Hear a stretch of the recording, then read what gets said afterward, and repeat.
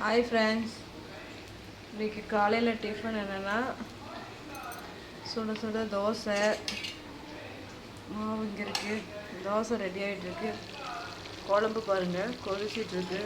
தக்காளி குழம்பு. இனிமேல் தான் சாப்பிட போகிறேன்.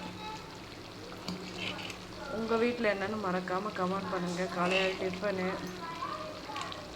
இங்கே தோசையும் சாம்பாரும்.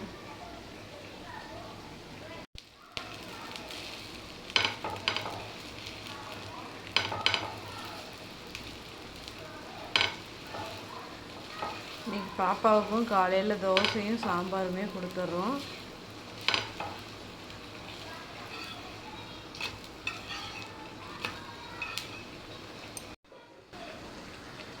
இன்னைக்கு இதுதான் டிஃபனு. உங்கள் வீட்டில் என்னென்னு மறக்காமல் கமெண்ட் பண்ணுங்கள்.